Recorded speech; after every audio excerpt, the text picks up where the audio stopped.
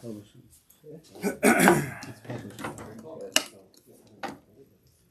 Okay. Sorry about that.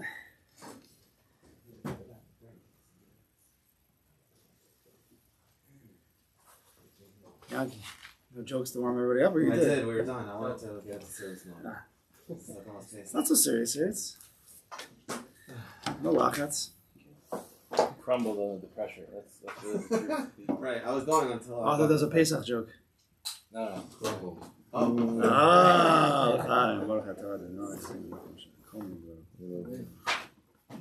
guess I do the jokes here. All right. Okay, so let's start reading. We got to get warmed up a little bit, like before we start getting into things. A lot of different inyanim swirling around. Pesach's coming. We definitely have to connect to Pesach. So let's go. Page 215. We're in the last of the differences between the ultimate habitachon, the way he lives his life, and the one who doesn't live his life that way. And we have to, again, understand the difference, know that we probably are not holding at the highest level, but we can work on ourselves, and we can slowly ascend the mountain of bitachon, and actually become even calmer as we climb to the top of the mountain. Or sometimes people get more nervous towards the top. It's a little more scary. Adarabah, when you're working on yourself and you're working deeper, as you get higher and higher, the air might be a little thinner, but you could be in a more calm, cool, and collected place. So let's get into this. Vashvi, the 7 differences. Kibotev b'elokim lo ye'eval b'himona b'koshev lo yipoket ohuv. V'lo yetzor hanimtza v'nenu choshech liyoser miterv yomo ki lo yala libo ma yeh l'macharosam mnei she'enu yodei eis bo kitzo. And really to finish off, u'botech b'elokim laharich lo bo lahazmin tarpo u'mazono bo. So the way they translate it is, the 7th difference, a person who relies on God will not be worried if his request is denied, or if he loses that which is beloved to him. He will not be worried. He doesn't hoard his possessions, nor does he concern himself with making efforts to obtain more livelihood than for that day alone. For he doesn't entertain in his heart and worry about what will happen tomorrow, because he doesn't know when his end will come. Just as he relies on God to lengthen his life, so too he relies upon him to provide him with food and livelihood for his lifetime. That was a lot we just said. I'm going to keep reading. Any questions, by the way, on that paragraph? Yeah, what bothered you about that paragraph? Because, I mean, in bitachon that makes sense. Like, okay, I only have to worry about today. But in reality, you have to prepare for tomorrow. Okay. Like, I'm not gonna Certainly a question. Because I might not be around for Pesach. Certainly a question that one could ask in this paragraph before delving deeply into it. That was a very superficial reading. That would be a question that I definitely would ask myself. He said, nor does he concern himself with making efforts to obtain more livelihood for that more than that day. Right? You heard that tzaddikim, they had their store open for a few hours. Once they made enough money for the day, they closed the store. So, Baal Bitachon, says the Chavos L'Olos, it lives that way. But if you think about it, you have to ask yourself, so that's it, every single day? I not have to close my store. I can't do anything for the next day. What happens if you have to prepare for the next day? What happens if part of your job is it takes you a few days to prepare? How do you live life like that? Okay, again, in a superficial reading with a quick thought, that would be a question, but we have to understand what he's saying. But we're not there yet. Let's keep reading for a little bit. Again, got to get warmed up a little bit. Page 216. Don't worry, we'll come back to all the lines. Don't worry. Not that you are all worried. He does not rejoice in anticipation of the good fortune that he expects in the future, nor does he worry or feel afraid about any future bad that may befall him. Again, high levels, things we have discussed, that the Baal Bitachon lives in the now. He really lives in the now as much as possible, which allows him to appreciate the now and not lose the now from worry. Let's keep reading for now. The author now first cites a pasuk. Okay, he quotes two pasukim here. Kamosha Amar Akasa, the pasuk says in Mishlei, Al tishalel biyom machar kilo seda mayeled yom. Translate this first. As the pasuk says in Mishlei, do not boast about tomorrow, for you do not know what the day will bear. You're so confident in what you've prepared, what's going to be tomorrow, you have all your plans set up, but you don't know what's going to be. It might rain. All your big plans might come to naught because Kadosh Baruch Hu decides. So relax, don't worry, don't think about too much tomorrow, try to think about the today. V'omer Ben Sira, he didn't make it into the canon of Tanakh, but there is a sefer called Ben Sira. This Gemara is quoted in Sanhedrin, it's quoted also in Yevamos, that's where I originally saw it. One of my favorite Gemaras from my earliest days. This Gemara, this line here is amazing. Al totzer tsaras macher, kilo seda mayeled yom, mocher yovo ve'inenu, v'nimtza mitztaer al olam she'enu shalom. Translated, Ben Sira said, grieve not, I like how they write it, grieve not about tomorrow's trouble, because you do not know what today may bring. Oh, wow. I didn't even read this. Okay, let me translate the way I think to translate it. Al totzer tsaras macher. Do not be bothered about the worries of tomorrow. Kilo seda mayeled yom. You do not know what's going to be born on that day. You don't know don't worry about tomorrow's worries because you don't know what's going to happen. Mocher yavo. Tomorrow is going to come. Veinenu. And it wasn't there. That worry that you had the day before actually did not come to reality on the next day. V'nimtza, and we find, if the person would have worried about tomorrow's worry, right, and then it didn't happen, v'nimtza, you find mitztar al olam she'enu shelo. He was worrying about a world that wasn't his. Right? That's the way I think you translate. Now let me see what they say, and then look at this. Grieve not about tomorrow's trouble, because you do not know what today may bring. Mayeled yom. Perhaps tomorrow he will no longer be, and he will have worried about a world that's not his. Okay, I get it.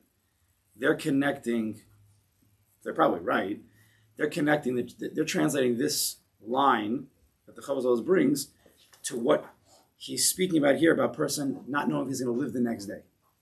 Okay, we'll have to, when we analyze deeply, I'll get into it, okay? I totally hear where they're coming from. Okay, let's pause here for a second. I want to highlight a certain word that we read that was a very, very strong word. Let's go back to page 215. Vashvi says like this. Ki aboteach belukim lo ye'eval behimona bakashav lo bipoket ov. Again, the way they translate it is a person who relies on God will not be worried if his request is denied or if he loses that which is beloved to him. It is huge. There's a lot of nakudas in this one line here, but a word I wanted to just pull out is ye'eval.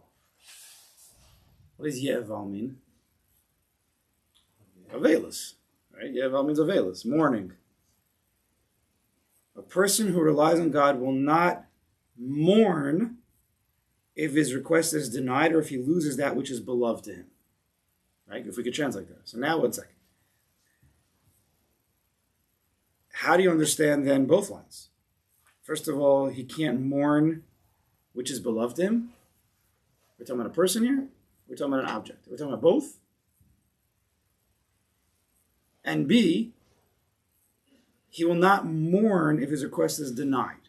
What does mourning, if we would usually means? Somebody has, the classic translation is, what? Loss. It's a loss of, usually the way we understand it is a person that you had in your life, and then that person is lost, and there's a veilus. You had it, and you don't have it. Hold on for a second. You had it, and then you don't have it. This person has a request. He has a bakasha. Bakasha means you don't have it. You don't have it. You're looking for it. So that means there's a person who mourns. How could you mourn when you never had it. A habitachon will not mourn when his request is denied. What does that even mean? Why would you mourn something that you never had? You expected it. Oh, I know, it's leading into that. But that's good. Good. Hold on, one second. Hold that. What do you want to say, Yanki? Did you have to? Along the same lines. No, what do you want to say before? I'm saying you're creating something that you think is yours, but it's not really. Oh, you're creating like a world that's not yours? Right. Oh, right. So now you're crying over something that you never. Exactly. This is, we have to understand. We have to really understand how we process and how we live. Because if we don't really understand ourselves, then you can't really use the tools, at least to their max power. Right? The tool bitachon could always work. Even if you read Shaar bitachon in a very basic way, it still will work. Not fully, because we have a lot that we have to understand about ourselves. So what we see from here, and I think we would all agree to some degree, that when a person has a strong request for something, there's different types of requests. There's a request where a person, it's a lottery pick, it's a, whatever the lashon is, give me a good lashon, like you don't really think it's going to happen. You throw it up. A Hail Mary. Like a Hail Mary, thank you. Perfect. It's like a Hail Mary request, right? It's a good one. It's a good one, I know, but it doesn't. Appropriate for It's so not appropriate, right? No, but it's fine. Scrub that from the It's okay. It's okay. The lashon comes from football. It's okay. We all say it. He throws up that last pass, just hoping, really shot in the dark, groping in the darkness. That person, if he doesn't get it, no, right? But he didn't really expect that so much. But if a person has a request that he feels he deserves, it's a big expectation by him for whatever reason that came to be. And a lot of it's because I deserve it. It's already come to me many times. Right? When a person becomes used to something, it's automatic. Even though it didn't happen yet this time. So when you request within your bakasha, you already, in your mind, have the answer. I have it already. How do we know? Because when you get denied, you totally lose it. Because if you didn't have that in your mind, if you didn't have that expectation or that feeling that I deserve it, or it's like, it's kilo, it's in my hands already, well, then you wouldn't be so upset when it doesn't come. Right? What's creating the frustration, the bother, the worry? What's creating that? You don't have it. It's not here. You didn't lose anything. It's not like you had a laptop or a person and you lost it. We'll get to that. Here you don't have anything yet. You asked and you were denied. Oh my gosh. So worried, bothered, frustrated, angry, frustrated. Where'd that come from? It needs, something must have been taken from you. What was taken from you? You didn't get anything. Your expectation. Expectations is something that I feel in my heart, like this is coming to me. I deserve it. Again, there's many different language. We can give it more language. But when a person says no, they've taken your heart. It's mine. Yeah, of course I should have this. That's why it hurts. We have to think about it. What do we do very quickly? When we're denied, we blame the person who denied us. What's wrong with you? How could you not give it to me? We turn the whole anger on them. When in fact, we don't realize what's going on. All the worry, all the stress, all the anxiety is becoming because we thought we had it. Who said? Meichetesi is, if you want to be firm about it. For the lamdanim in the room. Meichetesi, who said that you deserve that or is coming to? Who said? Simple. But why, where does that come from? Why did you think you deserve it? An amazing guy. Thought I deserved it. I'm an amazing guy. Okay. But we more language. You left Hashem out of the Hashem. That's for sure. Yeah, but a lot of that comes. This whole thing is for leaving him out. A lot of that comes from the idea that like Hashem could give me anything, so of course He could give me this. So, okay, 1 second. Let's use that for a second. So then now you didn't get it. So just like a Kadosh Baruch Hu can give you anything, so He could also not give you anything. So why so upset? Really, what is it? Now some people might think that way. Well, God can give me anything, so He can give it to me. But still, it's coming back to You're not thinking selfish. Right. Selfish. It's gaiva. That's what it is. which can potentially go even a little deeper, which is what we were discussing last week. It's a fear of a lack of control. We think that we can control everything. I'm going to just tell you something. The fear, this lack of control, this fear, this is klipas paro, klipas mitzrayim. Right? That's what we're going to talk about for the next 2 weeks, pretty much. I'm going to talk about other things, but we're going to build up. There's also, I'll give you another language, and we're not going to talk about it now, but I want to bring everything back into, being from. So, there's another type of fear that a person has. We were talking last week, someone who couldn't pay money, and he couldn't pay his bills, or he was going to get kicked out of his apartment, or kicked out of his office space. So, if you ask the person, so he's very worried. He's very, very worried. He doesn't have enough money. Hasn't get the money. Hasn't going to pay for the rent. He's going to get kicked out of his office. Now, I'm going to stop this person for stop. One second. Hold on, sir. Let me ask you a question. For real. You have a brain in your head? I have a brain in my head. Good. September 16th. I don't know. The day is up. Are they going to actually come and take your bags and take your stuff and kick you out? Like physically? Are they going to come and remove you? Person doesn't pay his rent that day. We're talking about nowadays. Are they actually going to come and throw you out? No. Probably not. It doesn't happen like that. At least not anymore. And at least in some places in the world, maybe it does. Not in New York. But not in New York and not in a lot of places. It doesn't just happen like that. Right? So that's not going to happen. You're actually not going to get thrown out there. I'm still worried. What are you worried about? What are you actually worried about? What's really bothering you? So this is something we have to keep plugging away. It's not about the stuff. The worry is never about the stuff. The stuff is a trigger for something else, or it's revealing what's really inside. What's this guy really worried about? There's a few possibilities. What's he really worried about? Worry and stuff are two different worlds. Yes? I've discussed this before, but I think it's important. Stuff is gashmis. It's materialistic. You could touch it. Olam hasiyah. Worry, anxiety, stress is not from the Olam hasiyah. It is not stuff. It's a feeling. It's an emotion. It's from a different world. A different type of world. You understand? Without getting too technical. It's a different world.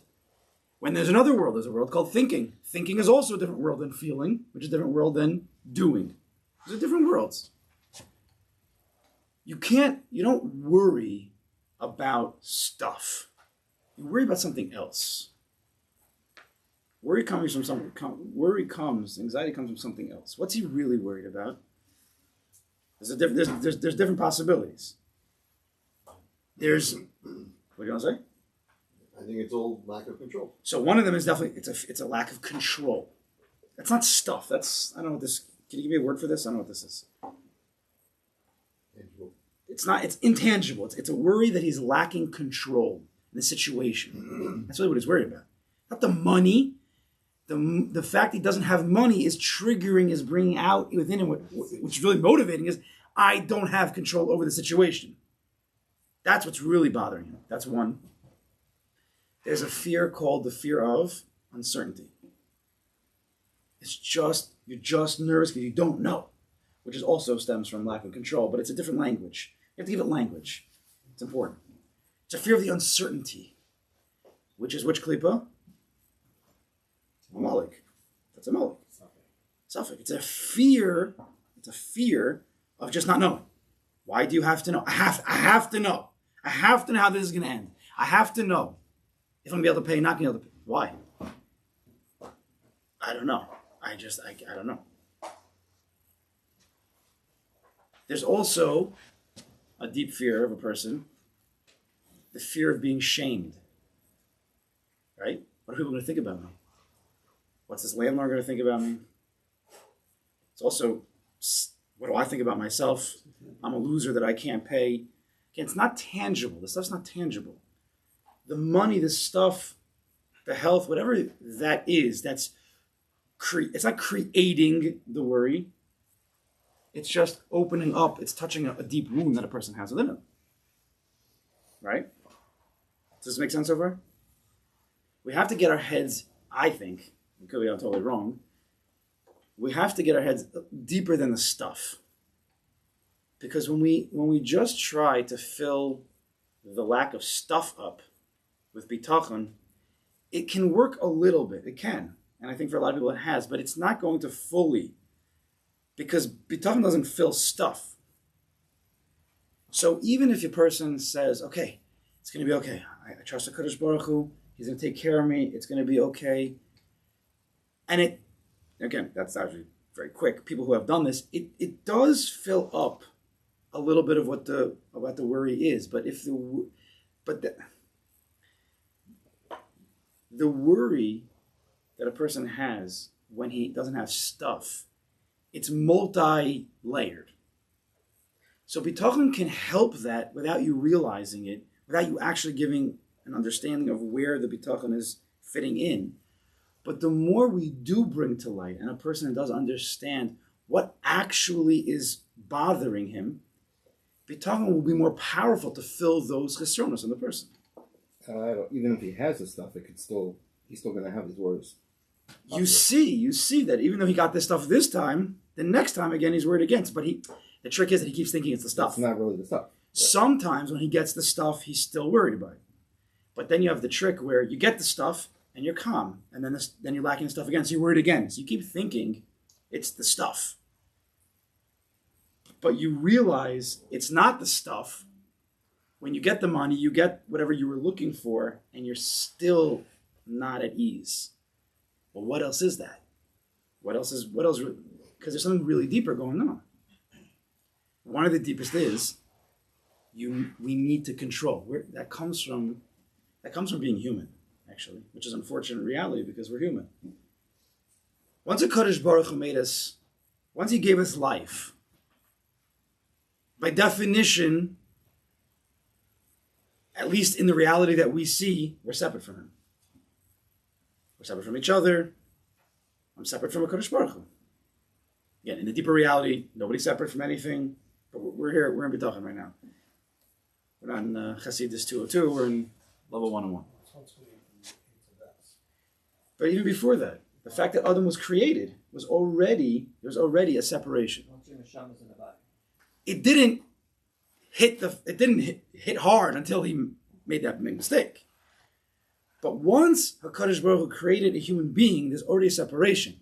Who is that person? Who am I? Who am I? The Neshama comes in, I'm a body. Who am I? The answer is not, I am God, because that would be the Avodah that would be bad. I'm a human being who is to serve HaKadosh Baruch Hu. The second that there's that gap, this is where the whole problem starts. It's my responsibility. I have to control the situation. It's on me. Even HaKadosh Baruch Hu, when he created Adam, what did he say? Pruvu, kivshu ha'aretz, conquer the land, populate the land. He gave him commands. He created him B'Tselem Elokim. B'Tsalmenu, Kidmusenu, he made him God-like, God-image, whatever that means. He gave him some serious kochos. So Adam comes into the world thinking, he doesn't really think this, but if we would give it language, I'm God. So I have to love the Shamra, I have to guard, I have to work it. I have to control. When that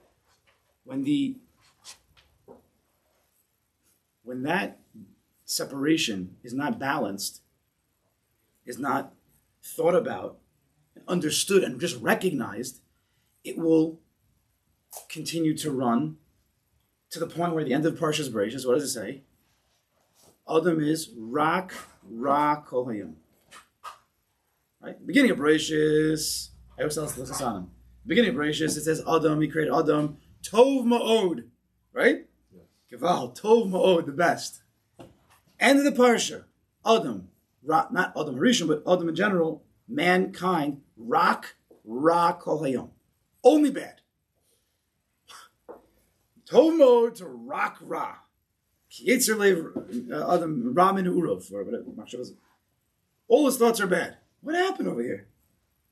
This is where I then say, well, how do you help the person? That's when Kodesh was, I'm going to give you an Ezer Kenegdo.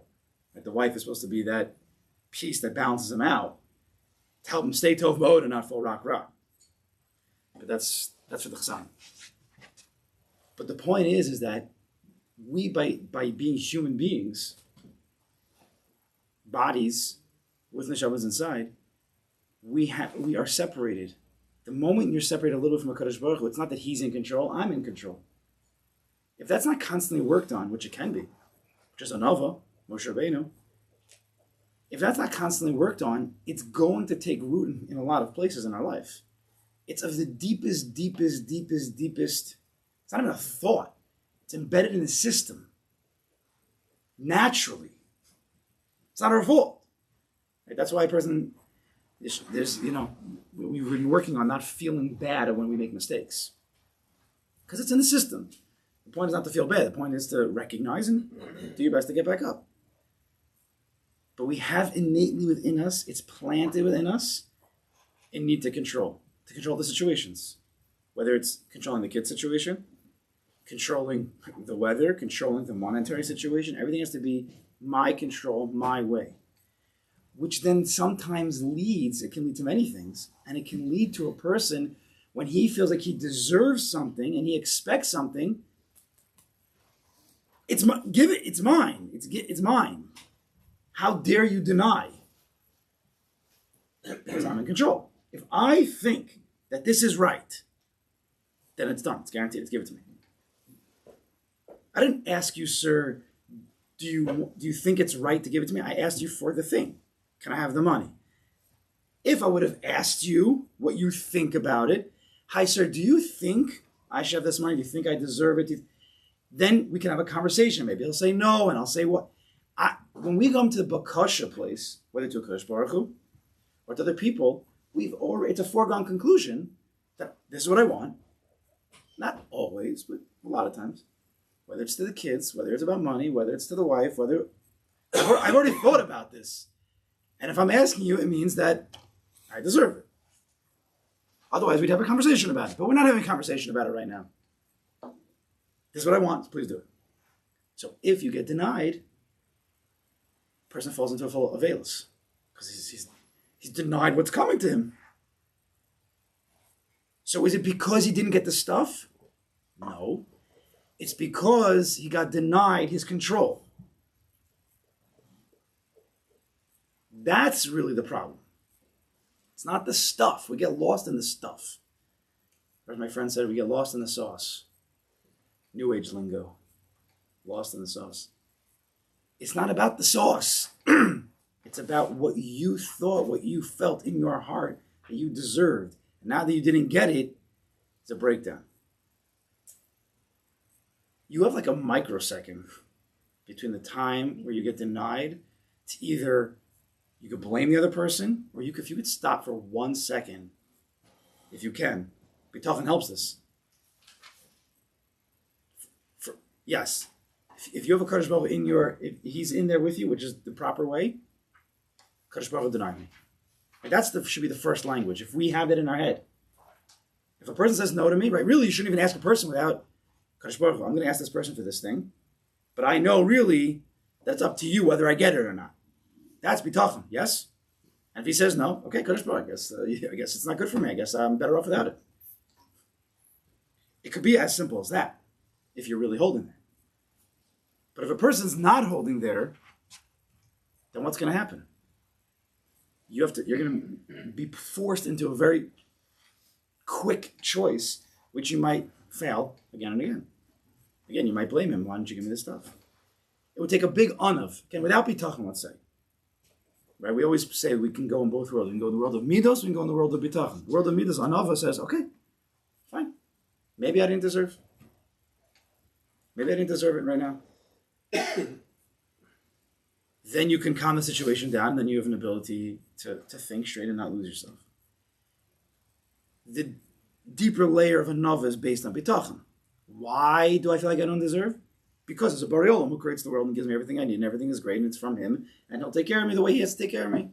And if I'm getting denied, then I have to think about it. Why was I denied? Maybe I sinned. Maybe I need to work on myself. Maybe it's not good for me. So with bitachon, if you've really worked on the God piece, which is bitachon, and he's in the system, again, you wouldn't even go into a request. It doesn't have to be conscious, but even in the subconscious, you wouldn't go requesting anything of anybody unless you already have Kadosh Baruch Hu. Listen, I'm going to ask this guy, and I know it's up to you. So I'm asking this person just because that's the way of the world, but it's really up to you. If you go in like that, what happens when you get denied? Oh, I guess Kadosh Baruch Hu, you didn't want me to have this. You might then have a conversation with the Boreal. Listen, I thought, I'm a good guy. I think I need this. Why was I denied? If you're in bitachon world, and then you can have a conversation. Well, maybe there's a good reason for it. But you have an ability to go into that conversation. This makes sense, no? What we want to get to, first of all, is this level of bitachon for sure. But if we work on our language of bitachon again and again, constantly chazering over the yisodos in a very quick way, this is the sefer. Kadosh Baruch Hu runs every single situation. It's always my ultimate best, even if I don't understand. He's always been with me. He's all powerful. Nobody can deny what he wants to do. Right? And he'll never hold anything back from me, from my best, even if I've sinned, even though I don't know what my best is. If you have that flowing through your system, and that's the goal, you have to make sure that is the goal, to have it constantly flowing through the brain heart, all day long. You should be davening this.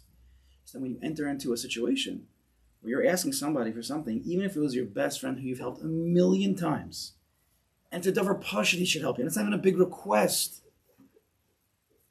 We've discussed this. Even if he says no, okay, because you're never really asking him. You're really asking Kadosh Baruch Hu. When we create a personal relationship with the Kadosh Baruch Hu, we're able to hold back from the personal vendettas and the emotional attachments we have to the results of that human beings connect with us in. Al tivtichu b'nedivim. We say every single day in Halukas. Al tivtichu b'nedivim. Never trust even the nedivim, even the princes, even the most powerful of all the money. Never trust them. Only in the Kadosh Baruch Hu. Detach from the results. Because otherwise you might fall into an aveilus. You might mourn something that you never had. You might be worried about a world that was never yours. We come up with all that we have. Our brains move very fast. That's why we have to slow things down. We can mamish. Our brains are fast. And I don't care how fast AI is. It sounds very fast. Our brains are even faster. It might not be in language content. See, AI can pump out, if you've ever been using it, I'm sure everybody's using it now, it can pump out words much faster than we can pump out words. But that's because AI only lives, okay, we're going to get a little technical here. It only lives in the world of Bina. There is no Chachma by AI. It's impossible. There's no such thing. We are even deeper. Humans, of course, are deeper than AI. I hope we understand that. Yes, we all agree to that. So otherwise, AI is taking over the world. We wouldn't work without our Chachma. Chachma is like when you see a picture, it's worth 1,000 words, right?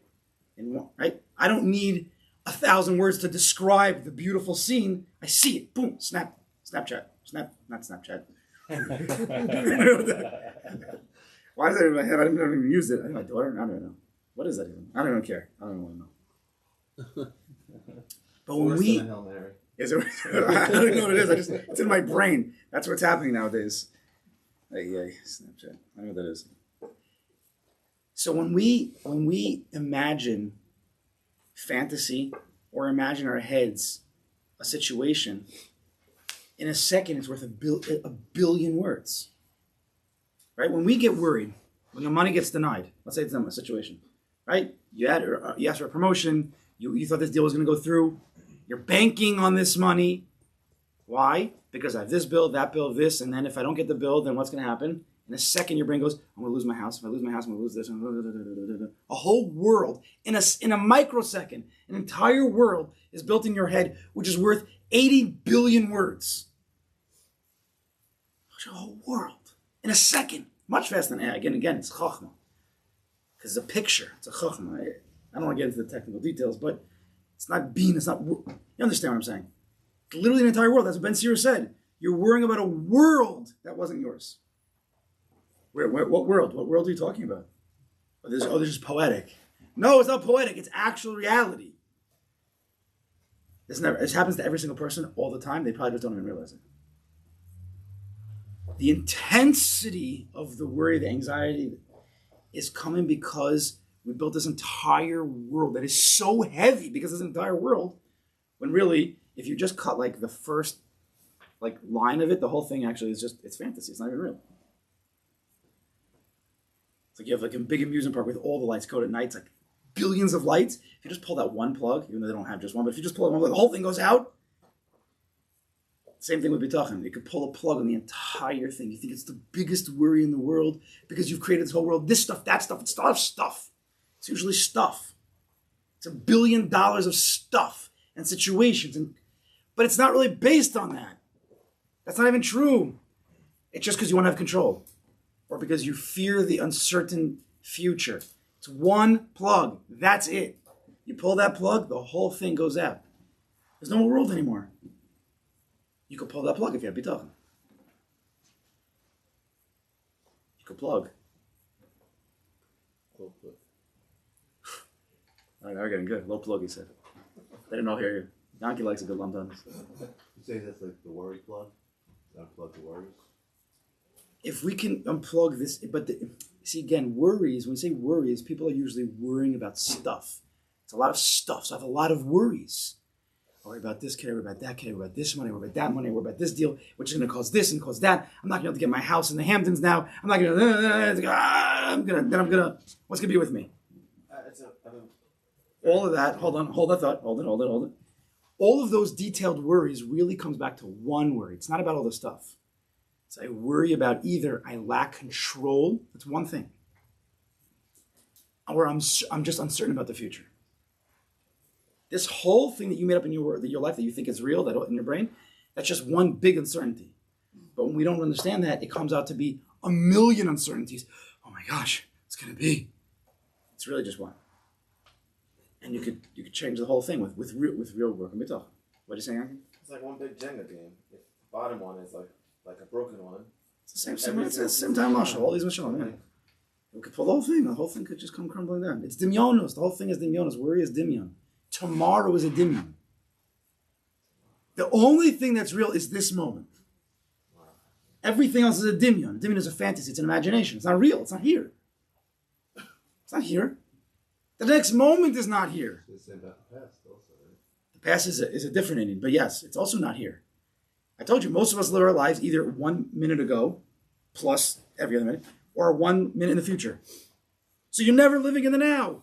You're walking around all day long with you have like the carrot that's like 2 inches in front of you, or like, I don't know, the dilapidated carrot, behind you. So you're just all day either worried about the carrot that's dilapidated or the carrot in front of you. That's our whole life.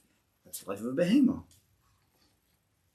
It's not a life of somebody who's living in the now. That's really what this whole shvi is talking about. This we're gonna dig into it more. But it's all about dimyonos. Control is a dimyon.